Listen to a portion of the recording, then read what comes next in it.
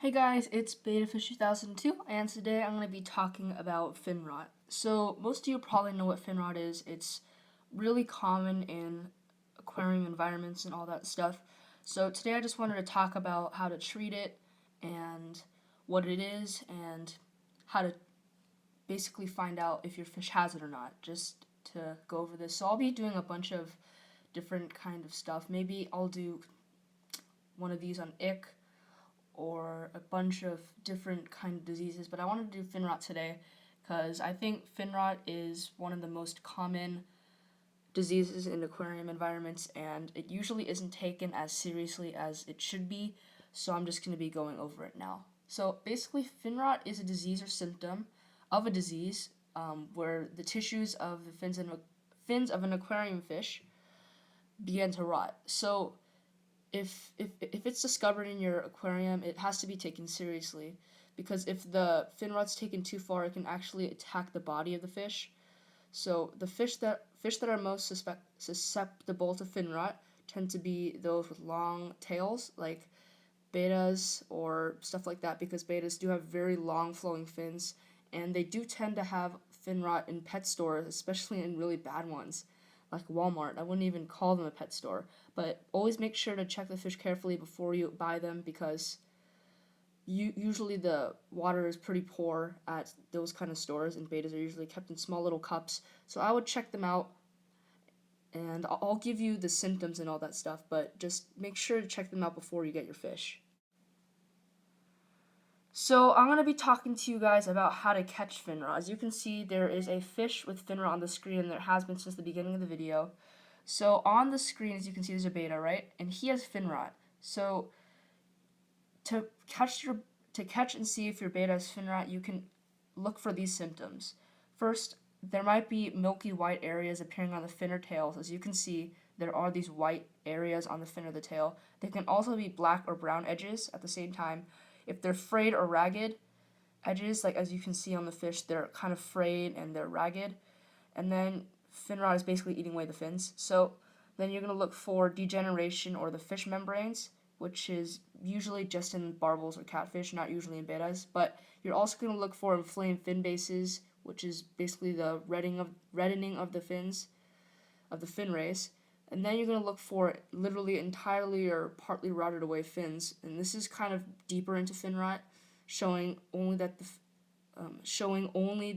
fin rays. So this is kind of severe here. And then you're also going to see if there's tail rot, and it may work through the body of the fish as well. So look for those kind of things there. The main symptom is basically seeing if the fins are frayed and have white, brown, or black edges along the side of them. And there might be a fungal infection too, so if it's like kind of like puffy white, then you might want to go ahead and check that out. So just contact me if you see anything else wrong with your fish. So I just wanted to show you a quick little look at what a fish with body rot looks like. Obviously this has gone much farther than the fins, and as you can see, his body is starting to rot. So there are a lot of different things you can do to help treat your fish. It's not only medicines, but you can also do stuff like water changes because there are different causes of fin rot. Most of them are poor water conditions. That's the most common. Obviously, there are different kinds of stuff, like there's maybe a bacterial or parasite infection that's inside your tank, not because you have bad water quality, but that is usually the main cause of it. And then maybe an incorrect diet. Maybe you're offering the fish too much food, but it's mainly that there's bad water conditions. There's a high ammonia level, high nitrite level, and there's not much good bacteria to destroy that. So obviously, as I said before, you can do water changes. Do water changes pretty frequently, but make sure to do only about a 50% water change because if you clean out the whole water, the ammonia levels will rise very, very high, and that could get your fish even sicker. So you can use a siphon. As you can see, I have a picture here of a siphon, and you can siphon out the tank, making sure to get all the debris out of the gravel, but also putting in fresh water, and that's very, very important. So I'm going to be talking about medicines next. So there are a lot of different remedies, and obviously there's so many out there. Many of them are bad, and there are very few that are actually very effective. I found that the most effective one that I use is aquarium salt. It helps them really well, and even if you just add aquarium salt into the tank just to keep them that way, it really helps, because not only can it help cure, it also, makes their gill function better, and it can just help overall. So I think that aquarium salt is one of the best remedies for fin rot. Obviously, there are a lot more. You can, call your local pet store. You can look online, because there probably are a lot of different ones that are still good. And I'm going to be showing you ones that I used to use, but I found that really don't help your fish too much. So here are some medicines that are supposed to help your fish. These are by API, Pimafix or I don't know how to pronounce that. And then there's Melafix. There's something called Betta Fix too, which is the exact same thing, just diluted. But honestly, what these things can do is I try to avoid them, because they can do a lot of different stuff to your fish, not healing them. So basically, stuff that they can do is they can lead to suffocation, because the medicine can eventually coat the labyrinth organ inside of the betta, which causes them to, breathe from the surface. But if it covers that up, it prevents the breathing, and it can kill your fish really easily. So I would avoid stuff like that. It's only if an emergency you need to use it.